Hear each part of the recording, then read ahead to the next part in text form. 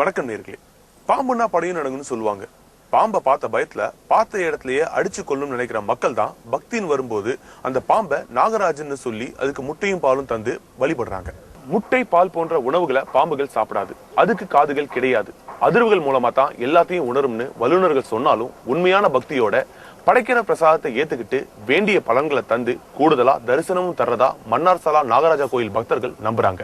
பாம்புக்கு அடைக்கலம் தந்த ஒரு பெண்ணுக்கு நாகமே குழந்தையா பிறந்ததாகவும் சொல்றாங்க. அது உண்மையா? பாம்பு முட்டையும் பாலும் குடிக்குமா? பாம்பு குழந்தை சாத்தியமா? வேண்டுதலுக்கு செவி சாய்த்து பக்தர்களுக்கு நாக தரிசனம் கிடைக்குதா? இதை பற்றி தான் இன்றைய நிஜம் நிகழ்ச்சியில பார்க்க போறோம். நாகப்பாம்புகளே நேரில் எழுந்தருளி அருள் பாலிக்கும் ஆலயத்தை தேடி கேரள மாநிலம் ஆழப்புழா மாவட்டத்தில் பயணிக்கிறோம். காடென்றும் ஊரென்றும் பிரித்து பார்க்க இயலாதபடி ஆங்காங்கே கடைகளும் சுற்றிலும் அடர்ந்த மரங்களுமாக காட்சி தருகிறது. அடர்ந்த வனத்தினூடே அமைதி தவழும் சாலையில் பயணப்படுவது சற்றே வித்தியாசமான அனுபவமாகத்தான் இருக்கிறது. வனவிலங்கு சரணாலயங்களில் காணப்படுவது போல சுவர்களால் மரங்களுக்கு இடையே வேலியிட்டு மண் பாதையை உருவாக்கி இருக்கிறார்கள். வனத்தின் அமைதியை கிழித்தபடி வினோதமான இசை ஒன்று நம் காதுகளை எட்டுகிறது. சிறிது தொலைவில் கேரள மாநிலத்திற்கே உரிய கலை அம்சத்தோடு ஓடுகள் வேயப்பட்ட கோவில் கண்ணுக்கு தென்படுகிறது. பாம்பை கண்டால் படை நடுங்கும் என்பதை பொய்யாக்கும் மன்னாரசாலா பாம்பு கோவில் என்பதை உணர்ந்து கொள்கிறோம். கோவிலின் புற அழகை ரசித்தபடியே நாம் உள்ளே செல்கிறோம். கோவிலை நெருங்க நெருங்க நமக்குள் ஒருவித பயம் தோற்றுகிறது. எங்கெங்கு காணிலும் நாக பாம்புகளின் திருவுருவங்கள் சிலைகளாகவும் ஓவியங்களாகவும் காணப்படுகின்றன. படம் எடுத்தபடி எழுப்பப்பட்டிருக்கும் நாகபட்சி சிலைகள் நம்மை மிரளச் செய்கின்றன. தொலைவில் நம்மை அச்சமூட்டிய இசை மிக அருகே கேட்கிறது. வினோத இசை பற்றி விசாரிக்கிறோம். அதிகாலையில் உறக்கத்தில் இருக்கும் நாகராஜாவான பாம்பை விழிப்படைய செய்வதற்காக இசைக்கப்படுகிறது. பாம்பை எழுப்பும் இசையின் பெயர் சோபானம்.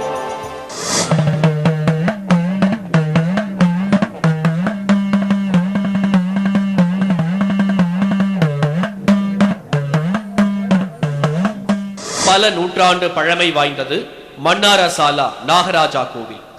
இங்கு அருள் பாலிக்கும் பிரதான கடவுளாக இருப்பது நாக பாம்பு மட்டுமே. பிற கடவுள்களின் விக்கிரகங்களும் கோவிலில் எழுப்பப்பட்டுள்ளன. நாகப்பாம்பு கோவிலில் இன்னொரு விசேஷம் 2 குளங்கள். எதிர்பாராத விதமாக புலவை ஒலி கேட்கும் திசையில் நம் கவனம் திரும்புகிறது. எடைக்கு எடை பொருட்களை கோவிலுக்கு வழங்கும் துலாபார காட்சி அரங்கேறி கொண்டிருக்கிறது. இதே நேரத்தில் கையில் வினோதமான பாத்திர வடிவிலான பொருள் ஒன்றுடன் பக்தர்கள் செல்லும் காட்சி நம்மை திரும்பி பார்க்க வைக்கிறது. விசாரித்து பார்க்கிறோம். இதன் பெயர் உருளி. இதுதான் மன்னாரசாலா கோவிலின் முக்கிய வேண்டுதல் பொருள்.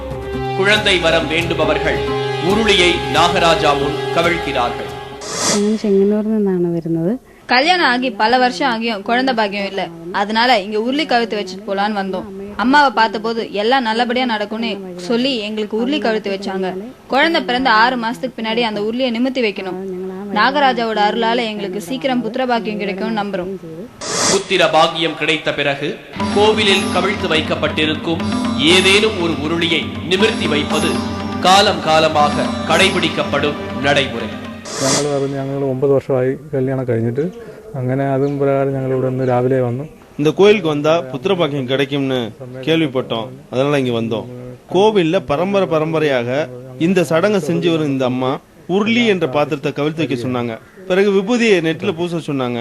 குழந்தை உண்டான பிறகு கோயிலுக்கு வந்து 100ம் பாலும் என்று சொல்லக்கூடிய திரவத்தை நாகராஜாவுக்கு படைக்க வேண்டும் சொன்னாங்க. குழந்தை பிறந்த பிறகு கவிழ்த்து வைத்த உருளி பாத்திரத்தை நிமிர்த்தி வைக்க வேண்டுமா? ഞങ്ങള് ഇവിടെ കായംകുളത്തു നിന്നാണ് വരുന്നത്.